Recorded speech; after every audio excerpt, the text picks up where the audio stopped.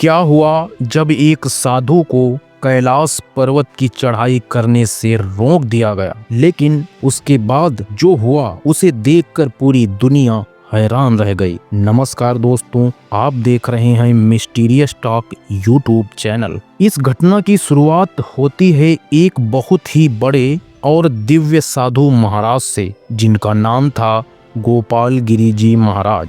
उस समय वह भारत के अलग अलग तीर्थ स्थानों पर विचरण करके अपने धर्म का प्रचार कर रहे थे। और जब वह साधु विचरण करते करते भगवान पशुपतिनाथ के दर्शन करने काठमांडू पहुँचे तो उन्हें ये पता चला कि काठमांडू से ही कैलाश मानसरोवर की यात्रा की जाती है। गोपाल गिरी जी महाराज का बचपन का सपना था कि वो कैलाश पर्वत की परिक्रमा एक बार जरूर करेंगे। मौका भी अच्छा था, वो इसे भगवान की ही मर्जी मानकर अपनी यात्रा में आगे बढ़ गए। उन्होंने काठमांडू से करीबन 1 घंटे तक की यात्रा की और फ्रेंडशिप ब्रिज पर पहुंचे, जहां पर मानसरोवर की यात्रा करने वाले यात्रियों की जांच की जा रही थी। उस ब्रिज का नाम था फ्रेंडशिप ब्रिज, जो नेपाल चीन की सीमा पर स्थित था। यहाँ से आगे की यात्रा तभी करने दी जाती है जब सारे कागजात मौजूद हों।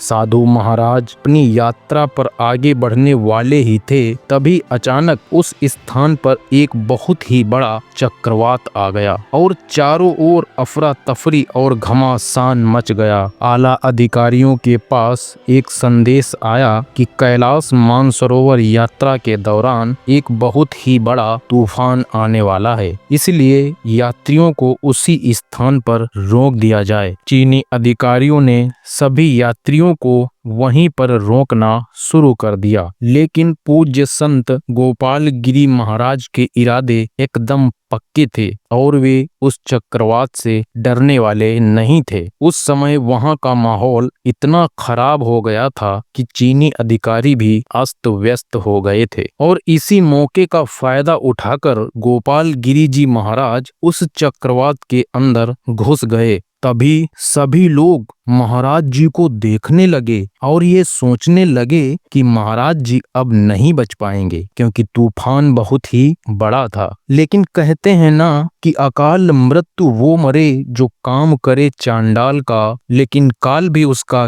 क्या बिगाड़े जो भक्त हो महाकाल का। यात्रा के पहले पड़ाव में उस तूफान को चीरते हुए वो साधु महात्मा नीलम नदी के पास पहुंचे, जो कि तिब्बत की एक पवित्र नदी है। और तिब्बत से 260 किलोमीटर का सफर तय करने के बाद वे साधु महाराज सागा पहुंचते हैं और सागा से अगले दिन वो महाराज प्रयाग पहुंच जाते हैं। तब तक तूफान बहुत कम हो चुका था, लेकिन उन साधु महाराज को यहाँ तक पहुँचने के लिए बहुत ही मुश्किलों का सामना करना पड़ा, जिसके बाद महाकाल की कृपा से अगले दिन साधु महाराज कैलाश मानसरोवर पहुंच गए। अब उनके सामने एक और बड़ा पड़ाव था, जो था कैलाश पर्वत की परिक्रमा, जो कि इतना आसान नहीं था, क्योंकि इस परिक्रमा का दायरा 54 किलोमीटर तक फैला हुआ था। लेकिन वो साधु हर हर महादेव के नारे लगाते हुए उन्होंने इस परिक्रमा को भी 6-7 दिनों में पूरा कर लिया।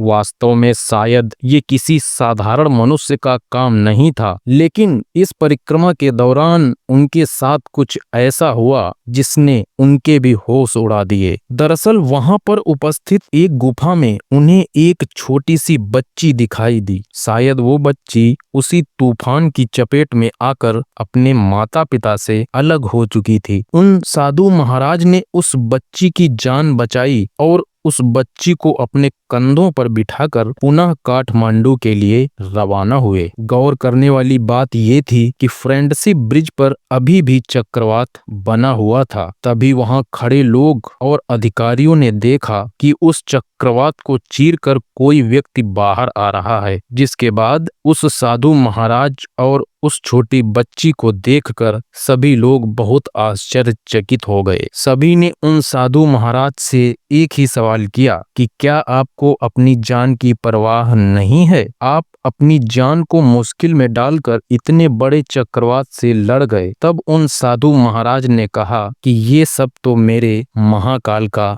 आदेश था। वो मेरे द्वारा इस छोटी सी बच्ची की जान बचाना चाहते थे। दोस्तों, इस घटना को लेकर आपके क्या विचार हैं? नीचे हमें कमेंट बॉक्स के माध्यम से जरूर बताएं। अगर आपको ये वीडियो पसंद आई हो तो लाइक, शेयर और चैनल को सब्सक्राइब करके बेल आइकन को जरूर दबाएं। मेरी वीडियो को देखने के लिए आप सभी का तहे दिल से धन्यवाद।